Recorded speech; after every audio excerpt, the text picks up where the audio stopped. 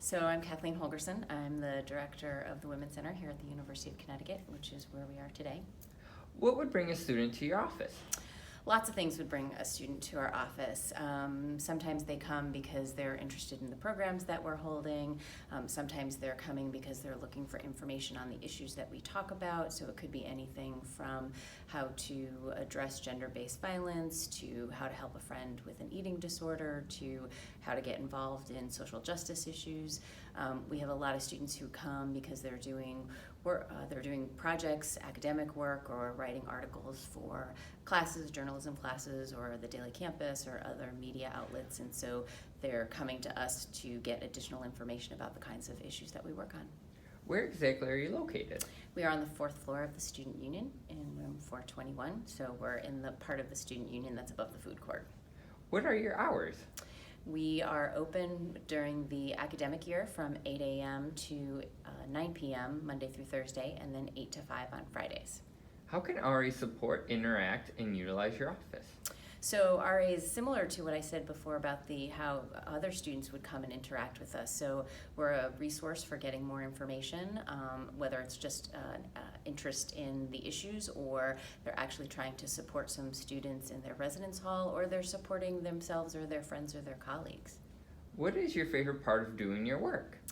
I think I often refer to the Women's Center as kind of the octopus on campus. We've got our tentacles in a lot of different things, which means we get to be involved with lots of different groups on campus. We get to talk about lots of different issues. But I think what I also like about that is that we're really trying to think about this from an institutional perspective, because we know that we want to be supporting the students, staff, and faculty that are here now. But we also know that we want to be making changes so that we are always working towards becoming a more welcoming and inclusive campus for everybody whenever they enter. What is a misconception of your office? I think there's a couple. I think one, that because we foreground the experiences of women, that all of a sudden gender only matters to folks who identify as women. And I think, we talk a lot about promoting gender equity on campus, and so gender applies to all of us in some form or fashion. And certainly we are all socialized in a culture that puts us in boxes around genders, regardless of how we identify. And so helping people to sort of think through how they can enter into this conversation, even if they don't necessarily identify as a woman. I think that's one of the misconceptions. I think the other misconception is that we're only about trauma. Certainly that is a significant portion of the work that we do, is support folks who have experienced harassment or discrimination or gender-based violence.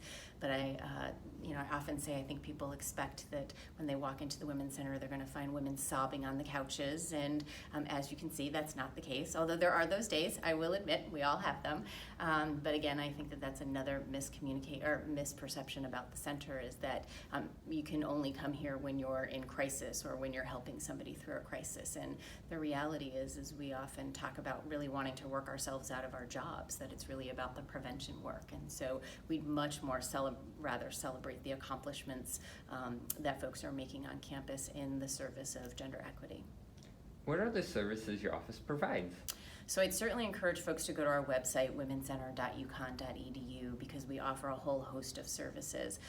When we talk about the work of the center, we put it in 3 different buckets. So we talk about education, advocacy, and support services. So education is all the programs that you'll see on our calendar of events. We bring in lots of speakers, academics, and activists talking about a whole variety of issues. We also do the advocacy work, so that's supporting individuals who have experienced discrimination or harassment or gender-based violence. But it's also about, as I said before, talking at the institutional level about what are the barriers to access to begin with. What are the things that promote an environment that allows things like gender-based violence to happen? And so talking with people about how do we address those barriers to access. And then the support services. So we have a number of different groups that are based on either identity or areas of interest. So we have our Women in STEM mentoring program. We have our Empower group, which is for survivors of gender-based violence. We have Greece Against Sexual Assault. We have the Men's Project. We have Between Women, which is for queer and questioning women. And one of our newer programs is the Body Project, which is looking at body positivity. What's something new your office is working on? So as I just mentioned, the Body Project is new for us. It's a peer education program training, partnering students with staff and faculty who have been trained to go out and do workshops to talk about eating disorders, healthy eating, body positivity. So that's new for us. The other group that's new is our Empower support group. It's a peer-led, gender-inclusive support group and discussion group for folks who have experienced gender-based violence. So issues of survivors of sexual assault, stalking, intimate partner violence. And again, that's a peer-led group. We were really hearing from students that they wanted a space to be able to be in community with each other, to talk about their healing and to talk about the issues that may be unique to survivors of those forms of violence. What are some special aspects of your culture or of your center? Well, I think everything's special about the center, but I'm sure everybody says that about their centers and their departments as well. But we have extraordinary students that work with us during the academic year and during the summer as well. We have the opportunity to partner with the other cultural centers, and we have amazing colleagues in those spaces as well. We have lots of folks on campus who have helped support our work over the years. We do most of our work in collaboration. A lot of our work takes place actually outside of the doors of the center, and I think that's something that makes the center special as well. We create spaces for students, staff, and faculty to be together. I think as we talk to people, they often find that they feel really siloed in lots of different ways, either because of their identity or because of what their job is or what their role is on campus. And I think we are trying to create those spaces where people can talk across difference, where people can find community, and also for those folks that want to make a difference on campus and off, to be able to find spaces to plug in to do that with like-minded people. How long have you been involved with the center? So I actually was here at UConn as an undergrad. I'm an alum, and so I volunteered at the center back when I was here, but I've officially worked here. This will be, I believe, my 25th year. Awesome. You already touched upon this, but what are some more programs that run out of the Women's Center? So as I said, I certainly encourage folks to go to our website because you'll see our whole calendar of events.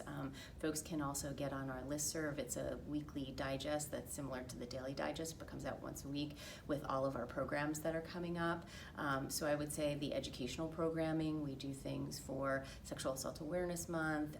October is Domestic Violence Awareness Month, Women's History Month in March. So creating these spaces again for folks to be able to think about these issues from a whole variety of perspectives. What are some of your center's traditions? So I think the one that stands out the most is at the end of each semester, particularly the spring semester, but in the fall as well as it applies, at our last staff meeting for our student staff, we recognize the folks that are graduating, and we actually give them framed cards that is either quotes or artwork by women, and then we give them a Women's Center cord for graduation. And it's funny because a couple years ago we had actually talked about, like, maybe we'll stop doing this, we don't know if it's really making a difference, and all of a sudden a bunch of alums started posting on our Facebook, here's my photo from when I graduated in my office or in my apartment or wherever. So we're like, okay, we're gonna keep doing that. That's very cool. If a student is looking to get involved with your center, how would they go about that? So I would say a couple easy ways. One, come to our programs. That's a good way to start to learn about issues. It's a good way to kind of meet the folks in the community.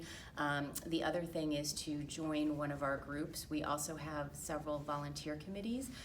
We have an outreach and marketing committee, and we have a programming committee. And so you don't have to work at the center to be involved in those things. And so contacting the center to find out when those groups and those committees are going to be meeting for the fall semester or the spring semester, that's a really good way to plug in and again sort of meet folks who are involved at the center. What is your favorite place to go outside of the center on campus? So I have to say it's the little courtyard outside of the Benton. I actually remember that from my orientation a gazillion years ago. And every time I walk by that space, it just feels like a very calming, soothing space. If you could give any college student one piece of advice, what would it be? I would say it's okay to ask for help, and ask for help when you need it. That's what we're here for.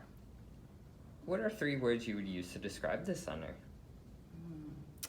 I would say, and I've heard this from the students, we ask them to fill out a self-evaluation at the end of each semester, and certainly confidence building and safe. If you had an unlimited budget, what is one thing your center would offer? Oh, that is a great question. Well, from what I've heard from the students, they really want puppies around the center, and that's a little bit more than we can take on right now. But I think I would think about how to create more opportunities for students to get connected with folks off campus in terms of students that are doing work at other colleges and universities around social justice. There are a number of conferences that are happening around the country. For example, we sent 10 students to the National College Conference for Women Student Leaders this year, and from what I understand, they had a really amazing transformative time, and so creating those kind of life-changing opportunities, I'd like to be able to support that a little bit more. Why is having your center so vital to students? So what I hear from the students is that this is a space to be able to talk about issues that they don't often talk about in other spaces.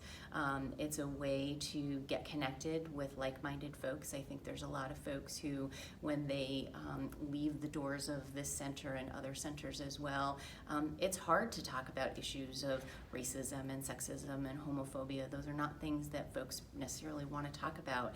And so for folks that are struggling with those issues and or trying to think about how to be allies around different forms of oppression, having a space where you can learn from each other, where you can safely and respectfully sort of challenge each other around that too, and to grow and push ourselves beyond our learning edges. I think that's a really special space, and one that is much needed now more than ever.